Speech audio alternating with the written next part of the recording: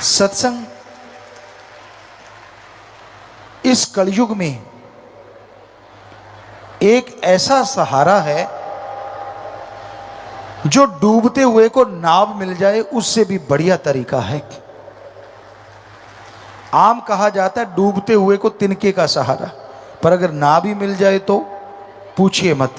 तो उसी तरह इस कलयुग में डूबते हुए जीवों को, तड़पते हुए जीवों को बचाने के लिए, राहत पहुंचाने के लिए राम का नाम एक जहाज है जो उन डूबते हुए, उन तड़पते हुए जीवों का आधार है।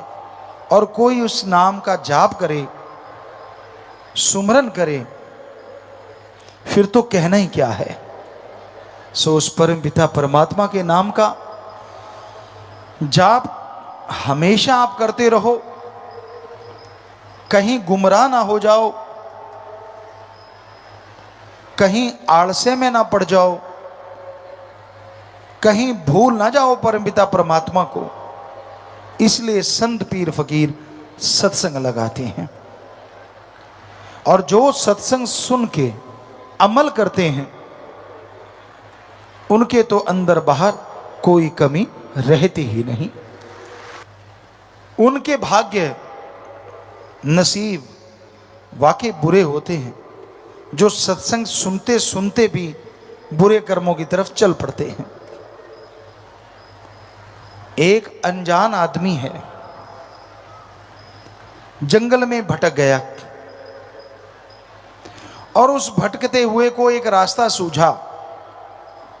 उसे नहीं पता वो रास्ता कैसा है, उसे नहीं मालूम वो रास्ता कैसा है। बुद्धि विवेक का काम लेता तो पता चलता, पर उसने आप देखा ना ताप उस रास्ते पे निकल पड़ा। उस रास्ते में जंगली जानवर हैं, उस रास्ते में दलदल है, जान बचाएगा तो कैसे, बहुत ही मुश्किल है। वो लुट जाता है डाकुओं के हाथों, घायल हो जाता है पशुओं के हाथों और फंस के रह जाता है दलदल में। लेकिन एक पूरे जंगल का जानकार है, उसे पता है शॉर्टकट रास्ता कौन सा है। उसे पता है ये रास्ता दलदल भरा है, ये जानवरों से भरा है, इधर डाकू रहते हैं और ये बिल्कुल सेफ रास्ता है। पर वो इंसान फिर भी दलदल वाले रास्ते में चल पड़े, डाकुओं की तरफ चल पड़े, या पशुओं वाले रास्ते में जो खा जाएंगे उस रास्ते में चल पड़े, तो क्या कहिए। ऐसे ही सत्संगी होते हैं जो सत्संग सुनते हैं, नाम लेवा होते हैं। जब वो ऐसे जंगली रास्तों पे निकल पड़ते हैं तो फिर दद्दा दोष न काहू दीजै, दोष कर्मा अपनिया, जो मैं किया सो मैं पाया, दोष न दीजै आवर्जन। आप तो जानकार हो,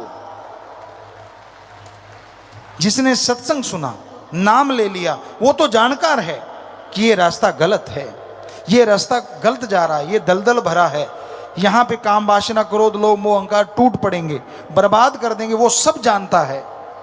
अगर जानते बूझते हुए भी वो उस रास्ते का चयन करता है, उस रास्ते को चुनता है, तो इसमें फिर ना तो भगवान का दोष, ना गुरु पीर फकीर का दोष, अपने कर्मों की सजा भोगता रहता है, तड़पता रहता है, व्याकुल रहता है। तो इसलिए सत्संगियों, आपको तो पता है गलत रास्ते नहीं चलना, फिर आप मन के लोभ लालच में क्यों चल पड़ते हो?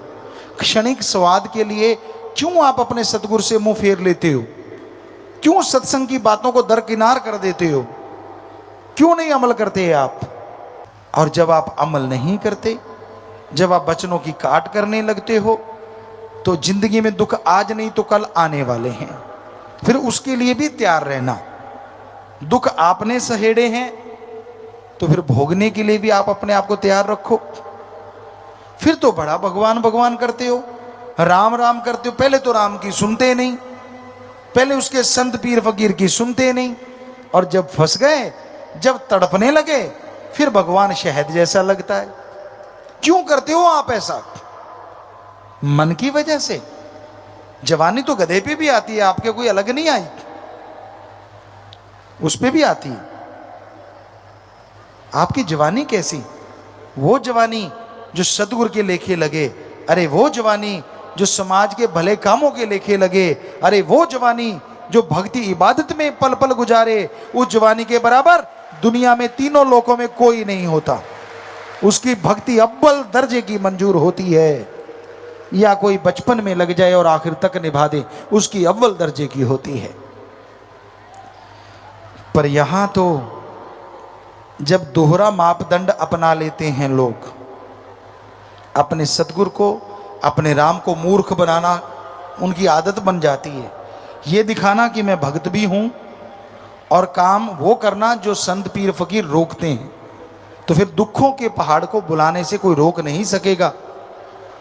फिर तड़पोगे, फिर रोओगे, तब आप होगे और आपके दुख होंगे। कैसे कोई बचाएगा?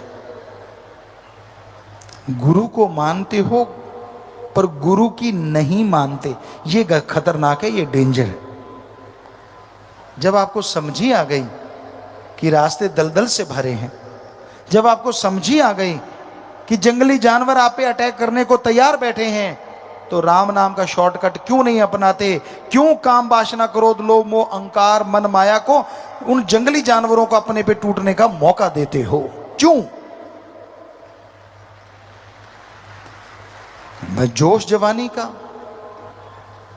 परम पिताजी ने एक भजन बनाया है और वो ध्यान दें, जवान नौजवान जो बिगड़ जाते हैं, जो मानते नहीं, सतगुरु की भी रखते हैं लात, दूसरी तरफ भी रखते हैं, गलत कर्म भी करते हैं। गधा 25 उम्रा जोर जवानी का,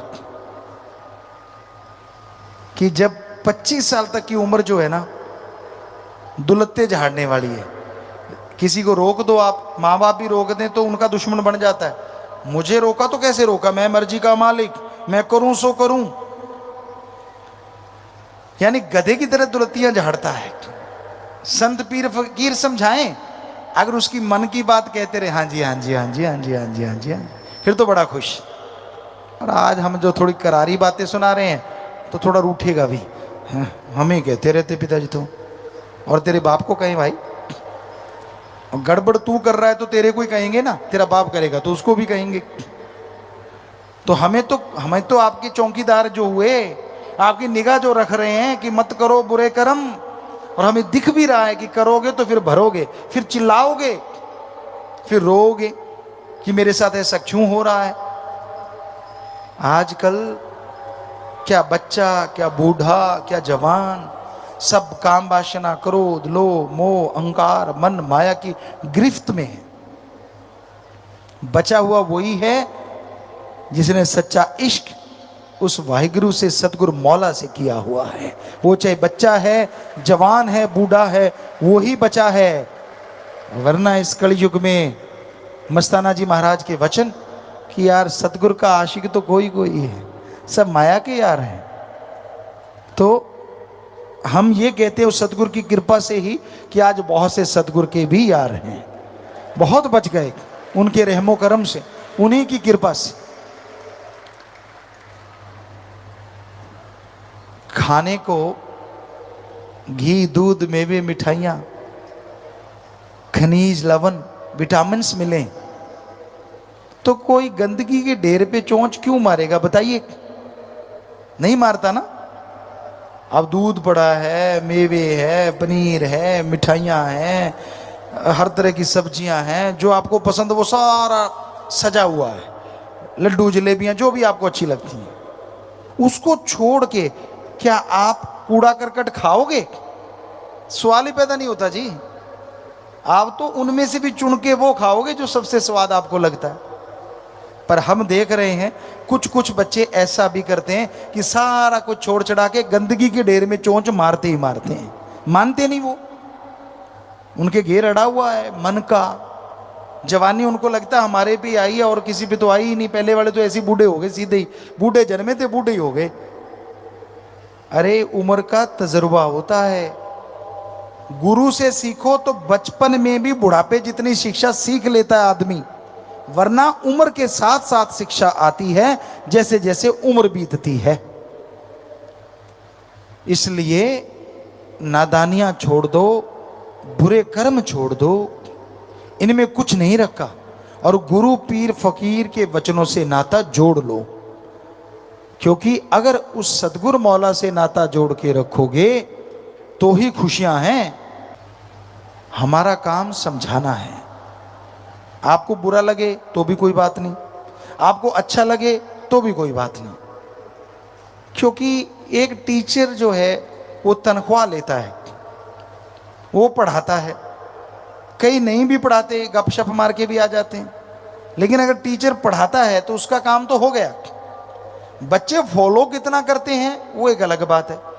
कई टीचर ऐसे होते हैं जो बच्चों से फॉलो करवाते हैं, उनको दर्द लेते हैं, पूरा पेन लेते हैं उनका। पढ़ाया, फिर फॉलो करवाया, फिर फॉलो करवाया, फिर अपने तरीके से वो उनकी जांच करते रहते हैं कि कहीं भूल तो नहीं गए। तो वो टीचर सबसे सर्वश्रेष्ठ होते हैं और उनके बच्चे मेरिट लेके उनका नाम रोशन करते हैं। पर वो टीचर कब तक पढ़ाएंगे? जब तक आप 15-20 साल के नहीं होते, 25 साल के नहीं होते। डिग्री डिप्लोमे ले लिया फिर तो आप पढ़ाने वाले हो गए। पर इस कलयुग में एक टीचर ऐसा भी होता है जो पढ़ाता ही रहता है, और वो होता है सच्चा गुरु। उसके लिए शिष्य बड़ा ही नहीं होता, छोटा ही छोटा, छोटा ही छोटा, छोटा ही छोटा रहता है।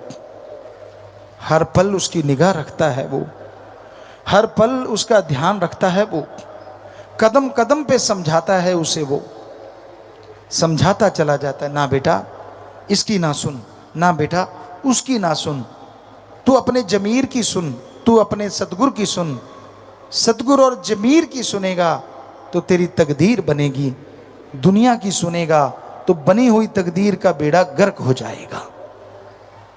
मन हावी होता है, किस पे नहीं होता? आदमी तो आदमी है, लेकिन सतगुरु की जो मान ले वो भी भाग्यशाली होता है, वो भी भागों वाला होता है। जो मान के अमल कर लेता है, चाहे कुछ भी क्यों ना हो, फिर भी मालिक उस पे रहमो करम बरसाता रहता है। तो इसलिए मौसम बदले ना बदले, उसमें ठंडक आए ना आए, हे भक्तजनों, हे प्रेमियों, हे मालिक के प्यारों, अगर सतगुरु पीर फकीर पे दृढ़ यकीन रखोगे, नाम का सुमरन करोगे, सेवा करते रहोगे, परहित परमार्थ में तन मन धन से लगे रहोगे, तो यकीनन यकीनन आपके तो मौसम बहार ही रहेगा, यहां भी और अगले जहान में भी। किसी के पतझड़ आए तो आए, क्या करें, उसके कर्म। पर जिसने दृढ़ यकीन कर लिया, दृढ़ विश्वास रखा, उसके कभी पतझड़ नहीं आता, उसके तो बहारें ही छाई रहती हैं। देखने वाले बल्कि हैरान होते रहते हैं, यार कल ये ऐसा था, आज ऐसा होगा, यार ये कहां से कहां पहुंच गया, कैसे? पर कावां दे आके टगे नहीं मरदे। अगर वो आपकी निंदा करते हैं, आपसे जलते हैं, तो आप मत जलो, आप मत निंदा करो। उनके जलने से, उनकी निंदा करने से आपके और कर्म कट जाएंगे और आप माला माल होते चले जाओगे। कोई नजर नुजर नहीं लगती सत्संगियों को, ना बुरी नजर लगे ना अच्छी। मालिक की अच्छी नजरी सदैव उन पे बिछाई रहती है। ना उन्हें दुख आता है ना सुख।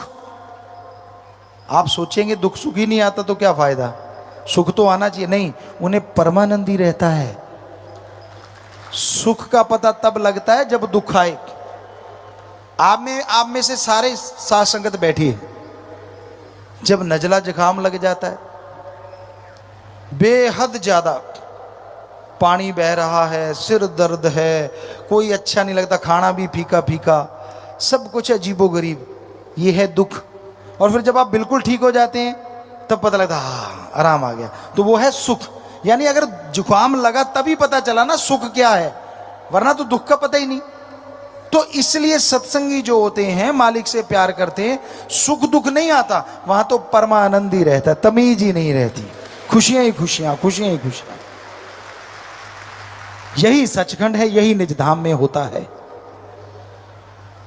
पर दृढ़ यकीन चाहिए, सेवा सुमरण चाहिए, जितना का कर सको, और सत्संग सुनो, क्योंकि सत्संग सुने बिना आदमी काबू में नहीं रहता, उसका मन काबू नहीं रहता, इंद्रियां काबू नहीं रहती। जैसा करो संग वैसा चढ़े रंग। बनी बनाई भक्ति को गुल करने वाले घूम रहे हैं चारों तरफ। आपके चेहरे पे थोड़ा नूर आता है भक्ति का।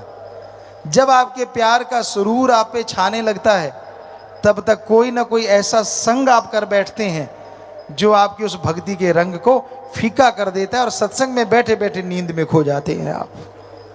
कहाँ